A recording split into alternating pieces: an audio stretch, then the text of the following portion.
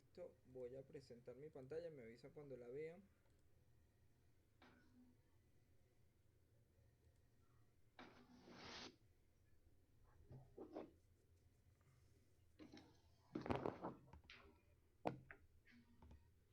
Listo. Ok.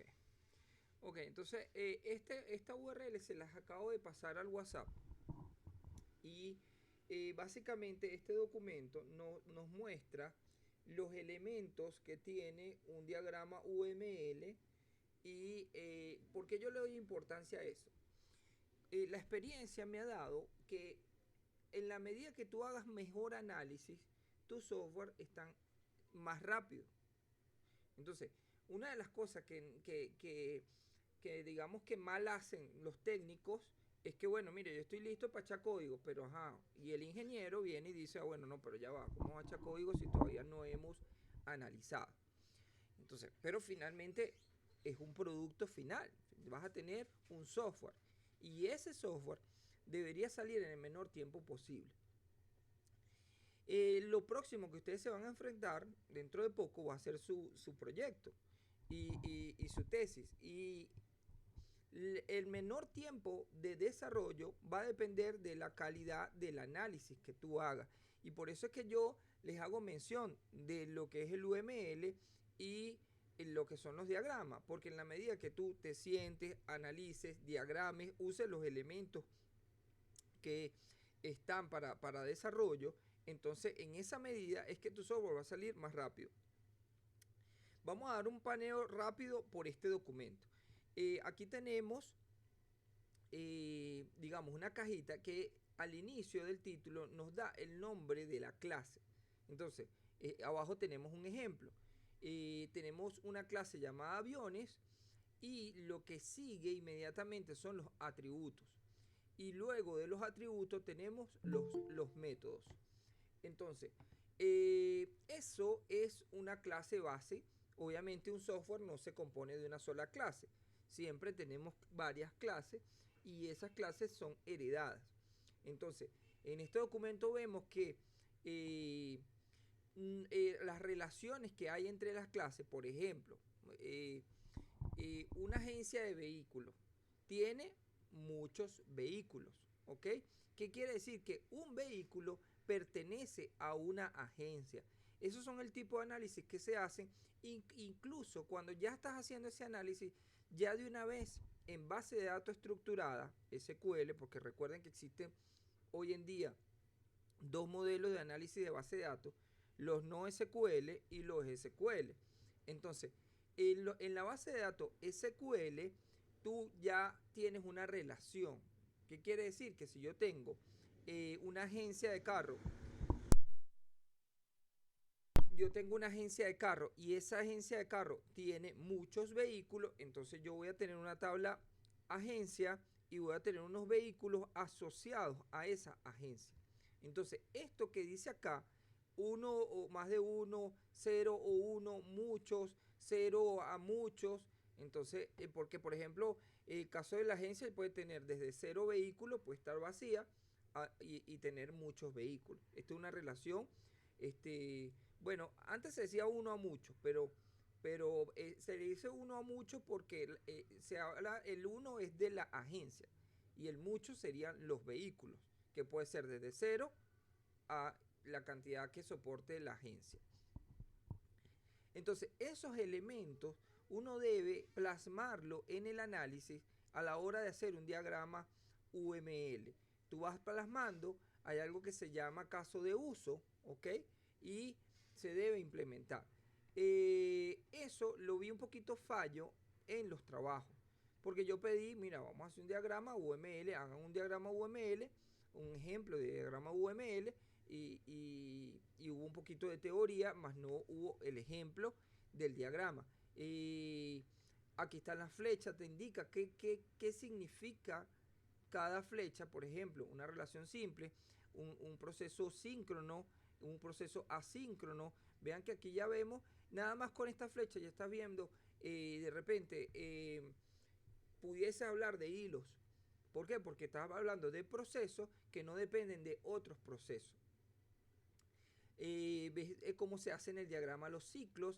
Entonces, hay herramientas que una vez que tú terminas tu diagrama, con hacer un solo clic ya tienes el código hecho, ya listo. Ya tienes toda la base de tu código.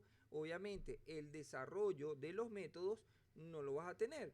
Vas a tener que programarlo, pero vas a tener toda la maqueta completa de tu software. Entonces, el hecho de que hagas un análisis correcto eh, te va a permitir ahorrar tiempo. Entonces, eh, no me corresponde a mí en la materia dar esto, le corresponde a otra materia, pero bueno, yo quería hacerle un refrescamiento a ustedes para que sepan la importancia. No importa que el análisis sea, porque digamos que a nivel de software existen varias formas de hacer análisis. No importa que lo hagas con otro método. Lo importante es que cuando vayas a hacer tu software, te sientes a analizar, te sientes a contemplar todas las posibles opciones que hay. Entonces, para que ya en el momento que te sentaste a programar, se supone que vas a ahorrar mucho tiempo. Eh, Hay muchos caminos para hacer los software, demasiados caminos. Y tú te puedes tomar el camino corto o el camino largo. Todo va a depender del análisis. Entonces, con un buen análisis que ustedes hagan, van a tener un software más rápido y mejor hecho. Siempre contemplando todas las opciones.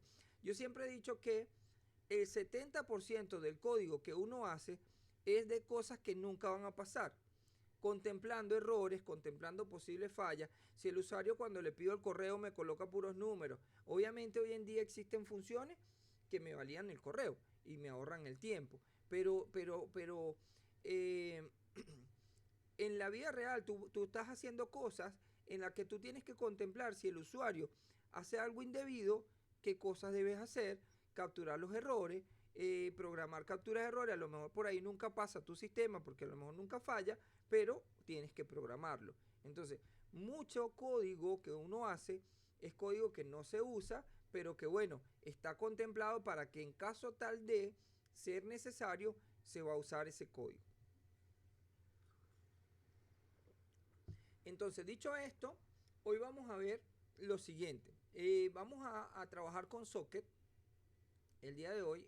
Ya ustedes, bueno, hicieron ejemplos, me colocaron ejemplos en los trabajos.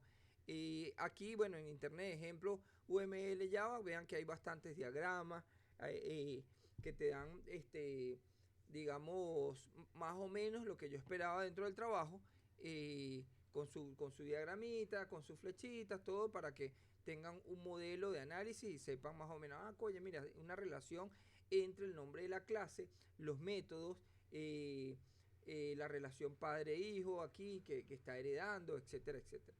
Entonces, yo tengo por acá, vamos a ver si lo encuentro, ajá. Yo tengo por acá un proyecto que conseguí en GitHub. Ese proyecto es este que está acá, que se llama Java Socket TCP Samplex. ¿Ok? Este Java Socket TCP Samplex se lo voy a enviar, al grupo para que lo tengan allí. Y,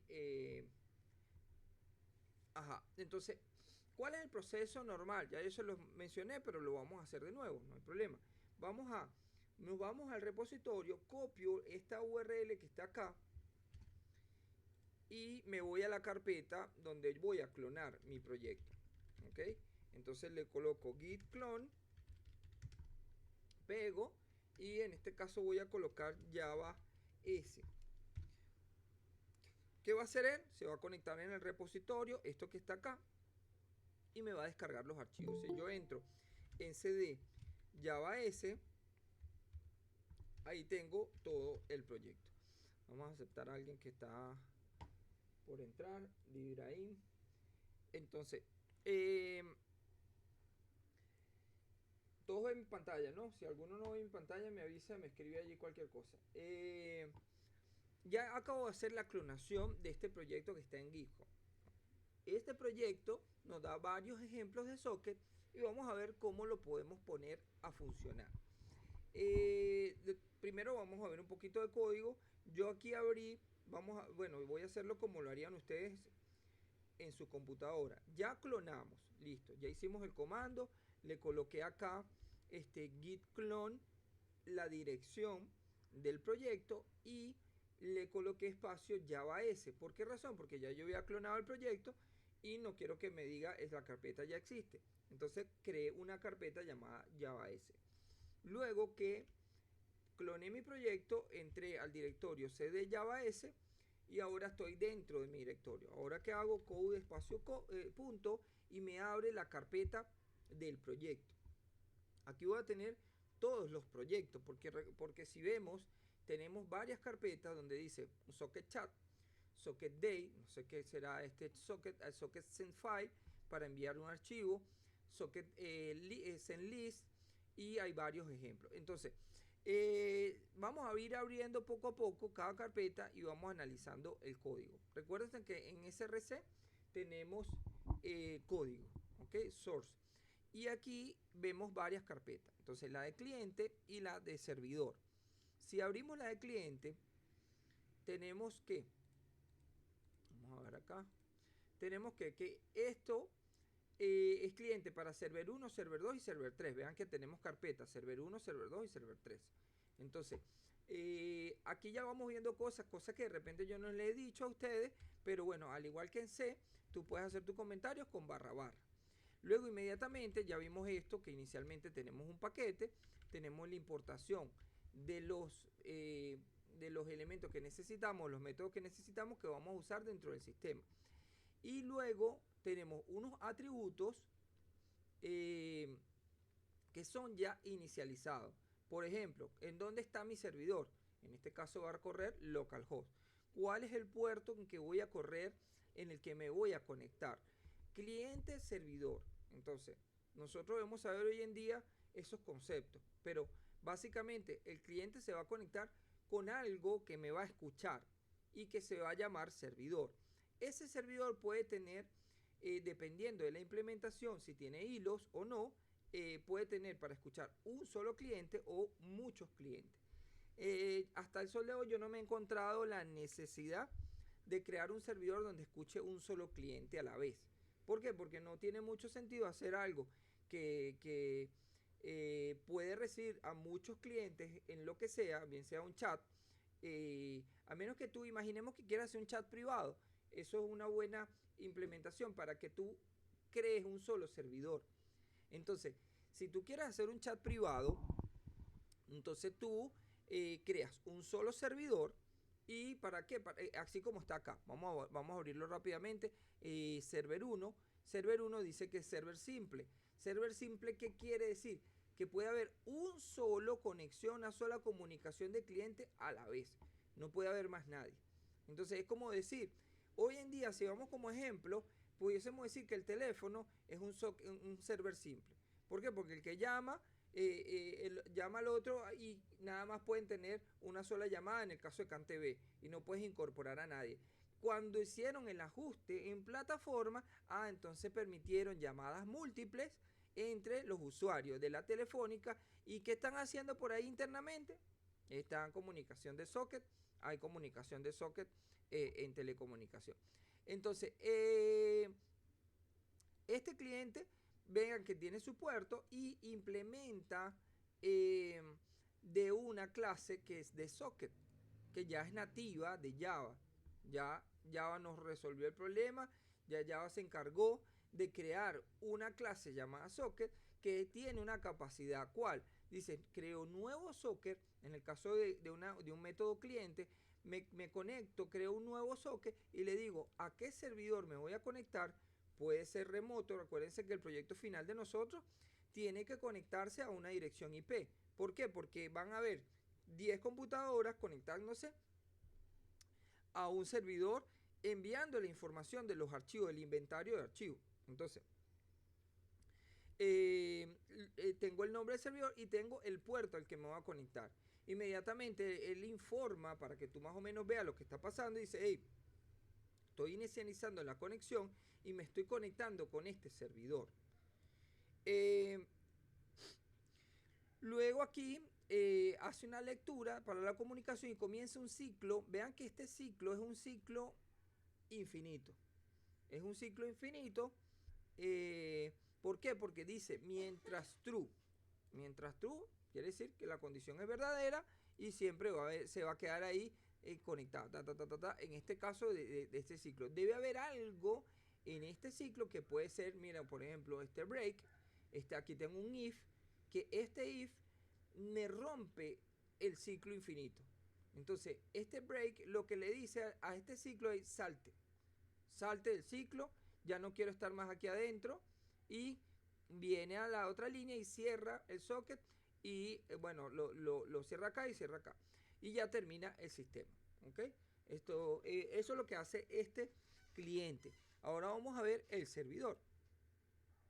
Este es el servidor que llamo simple, que realmente para mí no tiene mucho sentido, pero igual vamos a verlo. Vean que igualmente ahora ya no es socket, sino que tenemos una clase que se llama socket, server socket.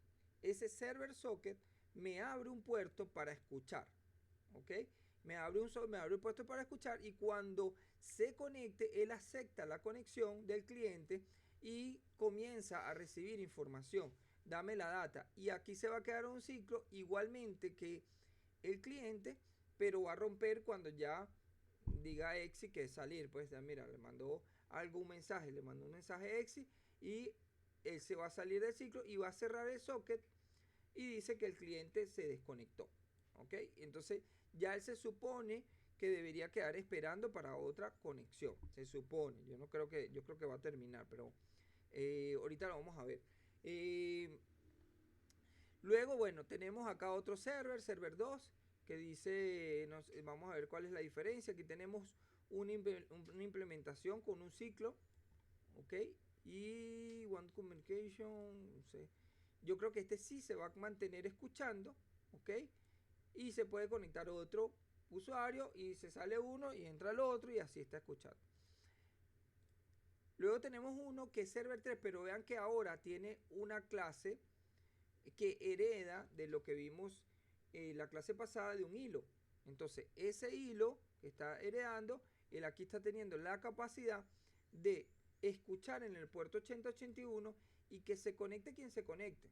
Aquí yo voy a estar esperando a quien se conecte.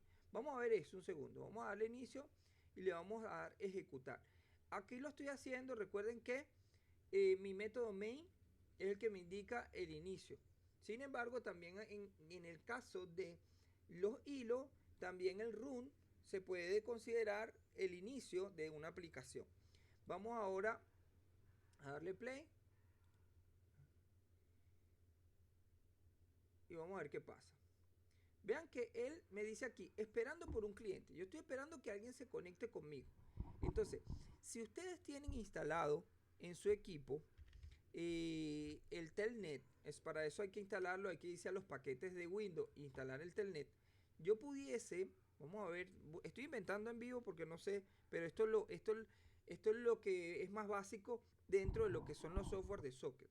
Entonces yo hago un Telnet en localhost y en el 8081. Vamos a ver qué pasa. Ay, mira, me respondió. Entonces, ¿qué me dijo? Hey, se conectó un cliente, está conectado al servidor. Entonces, se supone, yo no sé qué hace ese software, yo le voy a decir aquí hola y le voy a enviar, no me va a hacer nada porque a lo mejor no estoy enviándole algo que el servidor está esperando. Por lo tanto, el servidor dice, yo te estoy escuchando, pero como tú no me estás mandando nada de lo que yo espero, y también que el Telnet no tiene la capacidad de enviar de manera correcta el enter y una serie de cosas. Pero vean que ya por ahí tenemos una prueba de comunicación con el server. Me conecté. Ahora, como sabemos que este es un servidor múltiple, yo creo que yo inicié uno múltiple. ¿Me ve? Sí. Entonces yo voy a propósito conectar otro cliente. Voy a conectar otro cliente de la misma manera que lo acabamos de hacer. Telnet localhost 8081. Me conecto y vean que ahora dice el servidor, hey, tengo el cliente 1 conectado y el 2 conectado. Esos es la forma, digamos, de conectarse. Sin embargo, esto no crean que, a pesar de que es un software, yo no puedo hacer ciclo infinito. Yo hice una prueba una vez de estrés para saber cuántos sockets me soportaba y creo que ahorita no recuerdo muy bien, pero no me pasaba de 2000 conexiones al mismo tiempo. Yo tenía una empresa de 10.000 vehículos, entonces obviamente tenía que hacer este tipo de cosas. Y cuando hice esa prueba de estrés, es la que pude darme cuenta para, bueno, ahora voy a dividir mi negocio en varios puertos de comunicación entre los vehículos. Y entonces, ¿qué hice? A los clientes que daban servicios de GPS le decía, mira, tu puerto es el 8081. Otra empresa le decía, tu puerto es el 8082. Eso me daba dos beneficios: el control de socket y el control para que en el momento que la empresa no me quisiera pagar más, yo le tumbo el puerto y ya te quedaste sin servicio y no afecto al resto de las otras empresas. Vean lo importante del análisis inicial y cómo implementas tu software. Si yo hubiese agarrado y le doy puertos a los primeros 100, no importa la empresa, y a los segundos que vienen 200 le doy otro puerto, y así sucesivamente, y no importa la empresa, entonces yo después voy a tener un problema interno para el tema de cortes porque cómo hago para cortar a unos y otros no, que están en el mismo puerto. Entonces, imagínate ahora una empresa que tiene 5 meses sin pagarme y me está ocupando un puerto de comunicación porque los vehículos siguen transmitiendo y siguen transmitiendo. No tiene forma de parar una transmisión vía GPRS de un vehículo. Entonces, bueno, ya tenemos esta corrida. Vamos a hacer otra prueba. Mire, me salí y aquí dice inmediatamente que se desconectó. Este software tiene buen código base para tú hacer un software con socket, porque él ya está escuchando bien al cliente y está cerrando la conexión cuando yo cierro la conexión y mantengo las conexiones que son correctas. Hasta este momento, ¿tienen alguna pregunta?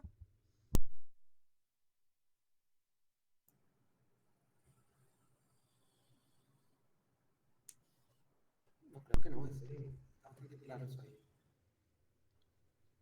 Ok, entonces vamos a continuar.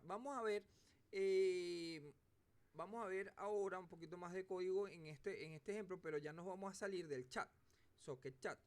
Vamos a entrar ahora para esto voy a darle control C aquí para detener la aplicación y ya no está corriendo. Ok, la paré con control C y ahora vamos a ver una aplicación que vi acá que se llama SendList, no, perdón, SendFile.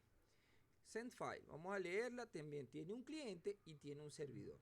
Siempre que hablamos de socket, claro, tú puedes tener solo server. ¿Por qué? Porque, por ejemplo, en mi caso de GPS, yo tenía el servidor que lo hice en Java, efectivamente. Ahora, el cliente era un GPS, era un hardware. Ese cliente yo no dependía de él. Yo no hice este código de cliente, no lo hice yo, porque eso estaba dentro del hardware del GPS. Yo nada más le decía al GPS, mira, conéctate contra mi servidor. Esta es la configuración y más nada. Ya el GPS se encarga y comienza a enviarme la información de posicionamiento. Entonces vamos a ver acá. Aquí tenemos un cliente igual que el otro.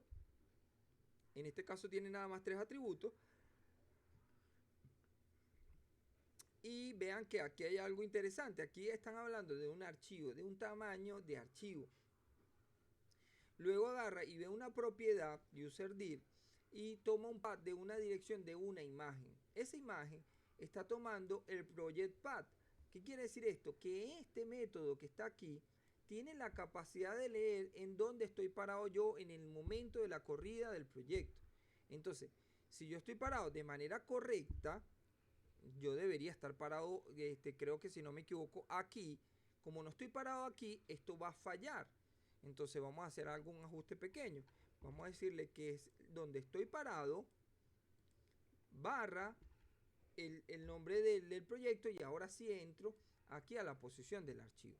Eso para hacer un ajuste del software. Ahora, vamos a verificar esa imagen. Aquí está. Chévere, entonces aquí tenemos esta imagen. Está perfectamente su posición y ahora dice, bueno, tengo esta imagen que se la voy a enviar al servidor. Entonces, lo primero que vamos a hacer es correr el servidor. Entonces, nos paramos en el servidor de este send file y lo vamos a correr. Aquí va a pasar lo mismo, porque tenemos el path, estamos posicionados en la raíz de todos los proyectos. Entonces, vamos a salvar, voy a correr el servidor. El servidor aquí me dio un error, no pude encontrar la carga de la clase server. Vamos a ver qué pasa aquí. Vamos a entrar. Vamos a entrar a la carpeta. A ver si con eso nos ayuda. Send file. Socket send file. ¿ok? Y ahora vamos a volver a correr. A ver si con eso se resuelve el problema. No, no quiere encontrar allí una de las clases. Vamos a ver acá cómo lo hice yo correr ahorita.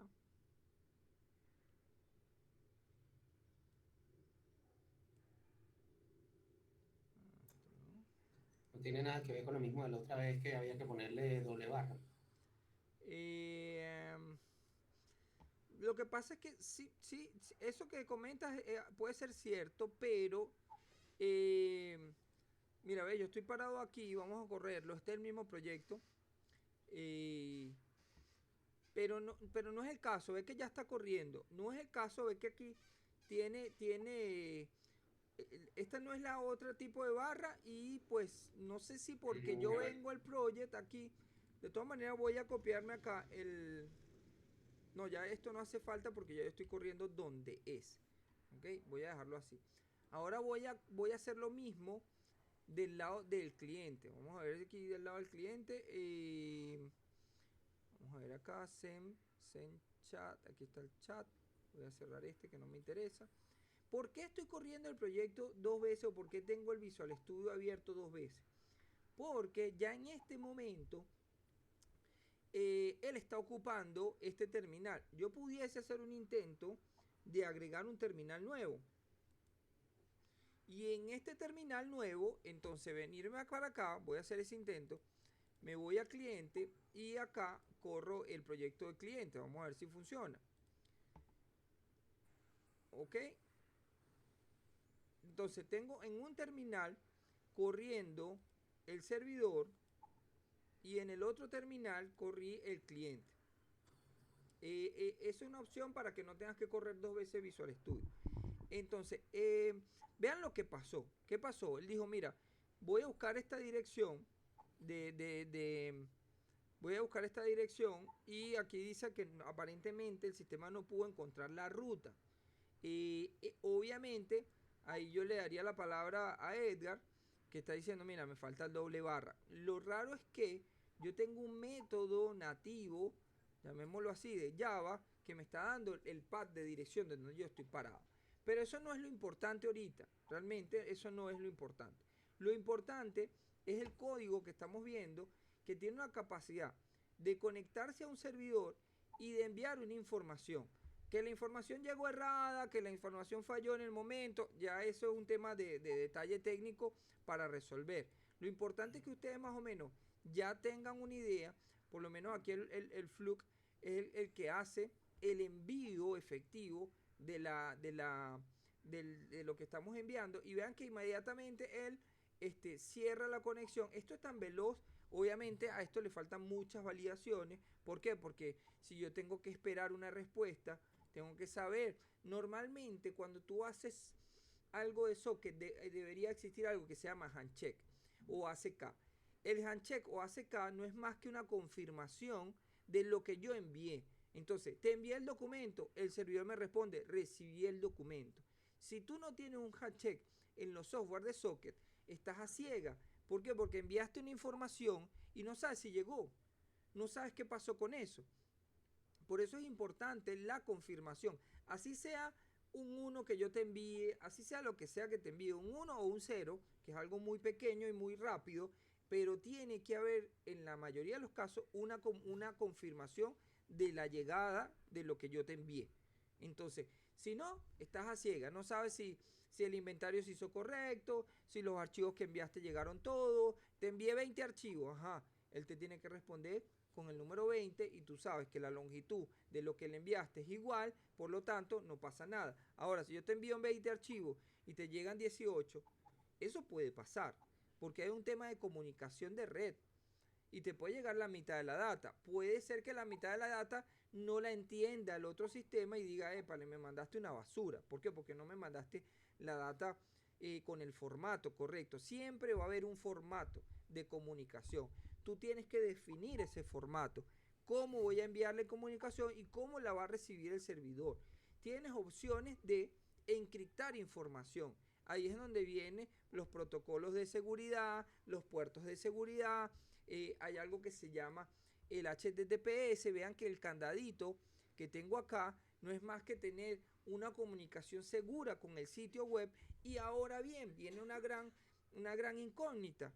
Oye, profesor, ahora entiendo que cuando yo le pido a Google y le hago google.com, yo estoy haciendo una petición a un socket para que él me devuelva un HTML y un browser tenga la capacidad de determinar el HTML que le devuelve Google, y el browser te lo va a mostrar como tú navegas siempre. Pero toda la comunicación es vía socket y puede ser por el puerto 80, que es el más común en HTTP de comunicación web, pero internamente Google lo puede estar recibiendo en el puerto 5000 y tú como usuario no te das cuenta porque él va a veces puede hacer unas políticas de conversión de puertos donde tú puedes hacer la petición y él internamente dice, me están pidiendo por el puerto 80, cámbiamelo, buscan el puerto 5000 y ahí devuelve el resultado. Esas son ya configuraciones que hace la gente de los servidores para que tenga mayor seguridad y no me ataquen en el puerto. Pero si yo hago un telnet, vamos ahora a hacerlo acá, hago un telnet en el servidor de Google, en el puerto 80, vemos que, aquí escribí mal telnet, vemos que él se conectó a Google en el puerto 80, ahora Google dice, ¿qué quieres tú? Hay un protocolo que es el protocolo HTTP, que yo le tengo que pedir la información con un formato para que él pueda entender que yo le estoy pidiendo la página web. Pero así es que, bueno, entran los hackers a los sistemas, entran los hackers y hacen ataques porque hay huecos de seguridad en los puertos de comunicación. Siempre y cuando tú tengas todos tus puertos cerrados en tu red, estás, entre comillas, resguardado. ¿Por qué? Porque puede llegar el virus por un correo o puede llegar por otra vía, o internamente. Pero en muchos ataques remotos que hoy en día se ven, los ransomware, muchos ataques remotos se hacen por medio de los puertos. Tú haces un escaneo de puertos en cualquier sitio y ahí te va a dar los puertos que están abiertos. Y como los puertos que están abiertos son puertos estándares normalmente, por ejemplo, el puerto 21 es para FTP, el puerto 80 es para HTTP, el puerto 1433 es para SQL Server, el 3306 MySQL, y así sucesivamente ya hay un estándar para los software en donde tú, bueno, mira, acabo de hacer un escaneo de tal puerto, de tal empresa y tiene abierto el puerto de MySQL. ¿Qué quiere decir? Que le pueden hacer SQL injection o teniendo algo, obviamente, una experticia suficiente como para hacer un ataque al puerto. Eso por esta parte que vimos hoy. Yo quería confirmar con ustedes si tienen claro lo que es la propiedad static. ¿Quién me puede ayudar? Si tienen claro esta propiedad, ¿qué es lo que hace? ¿Qué me permite ese elemento cuando yo se lo coloco a un atributo?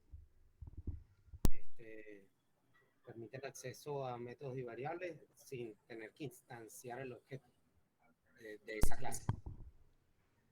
Eso es correcto, Edgar, te felicito. Entonces, eso es lo que nos permite tener ese atributo allí, colocándoselo tanto al método como al atributo, es que yo puedo a la clase llamarla directamente sin necesidad de instanciarla, sin necesidad de usar new, y usar el valor de ese elemento. ¿Qué otra cosa teníamos pendiente por hoy? Bueno, esto se los pasé ahorita al WhatsApp. Descárguenlo, ejecútenlo como lo hicimos hoy. Yo les voy a pasar la grabación para que ustedes la tengan. En la próxima clase nos queda entonces trabajar un poquito más con el tema de los archivos. Vamos a seguir haciendo un laboratorio. Preparen, en los que puedan, preparen para que puedan ejecutar su programa. Traten de ejecutar esto porque lo que estamos haciendo es armando el rompecabezas. Ya tenemos un proyecto que nos lee el archivo, tenemos problemas de acceso, hay que resolverlo. Ya tenemos proyectos que nos leen vía socket y comunicación de red. Esos dos proyectos hay que unirlos ya. Hay que empezar a unirlos, ¿para qué? Para que el servidor comience a recibir la información. En la clase que viene vamos a ver algo de comunicación con base de datos, cómo vamos a guardar esa información, bajo qué estructura la vamos a guardar y entonces ya comenzar a recibir. Yo voy a hacer la estructura base para que se guarde la información. Cuando yo reciba del socket lo que necesito, lo tengo que guardar. Tenemos que verificar en una memoria interna de que el sistema no me repita los mismos archivos. ¿Por qué? Porque si se queda pegado al cliente, yo me voy a quedar pegado almacenando eso en la base de datos. Esas son las cosas que le comento a niveles de análisis que uno hace, que son códigos que tienes que hacer.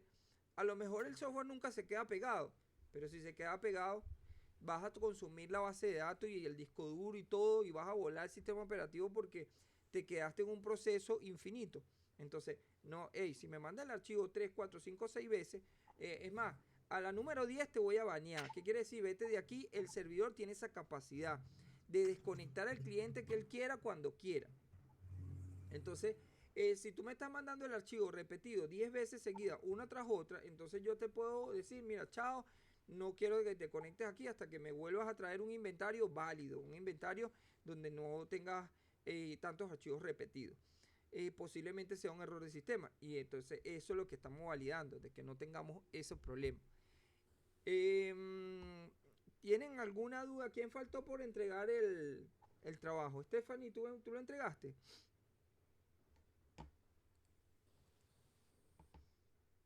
Yo no sé, yo no vi tu correo, Edgar. ¿Tú entregaste el trabajo? Sí, profesor. Listo, listo. Yo respondí ya a Joseph. Freddy creo que no está ahorita.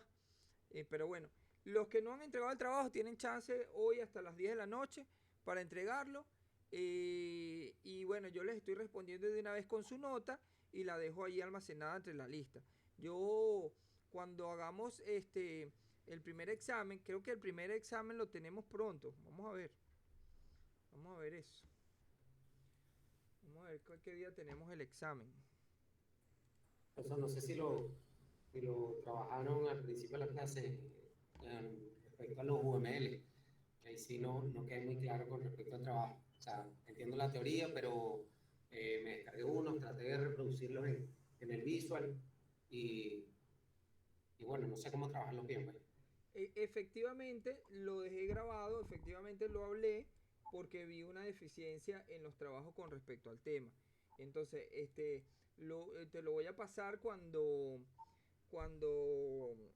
ahorita monte el video para que entonces tú veas esa parte de la clase que ya yo hice un resumen completo y también les pasé al WhatsApp un documento que habla del UML, los ejemplos, los elementos, todo a tomar en consideración.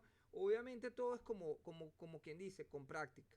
O sea, ya tú vas a tener los elementos listos. Entonces voy a hacer un primer análisis en UML del proyecto que vamos a hacer con el profesor. Ah, listo. ¿Qué clases necesita? ¿Qué elementos necesita? Tenemos múltiples computadoras trabajando. ¿Qué va a hacer el software? O sea, hacer el análisis en formato de UML, cosa de que, mire, profesor, hice este formato, ¿qué le parece? ¿Qué le falta? O sea, yo los puedo ayudar ahí con eso. Pero ¿por qué es importante? Lo dije ya y quedó grabado. Porque mientras tú hagas un mejor análisis, mejor va a salir tu software y más rápido, que es lo que siempre no tenemos en el desarrollo. No tenemos tiempo. En la mayoría de los casos no tenemos tiempo. Quien te pide un software lo quiere para ayer. Y bueno, sí, eso no existe. Para ayer no existe. Te puedo durar un mes, te puedo durar 15 días, te puedo durar 2 meses. Pero no son tan rápidos como la gente siempre cree. Y obviamente nosotros tenemos que tratar de reducir los tiempos. La forma de hacerlo es haciendo buen análisis. Yo estoy viendo acá, aquí dice examen 1 modelo. Yo también quiero ver aquí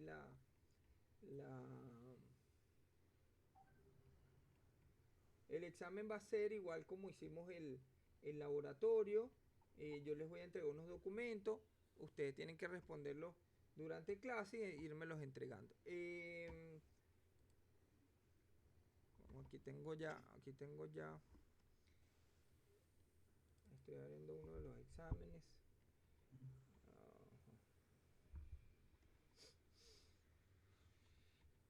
Bueno, el examen básicamente es súper simple. Saben que mis exámenes son sencillos en el sentido de que tenemos selección simple.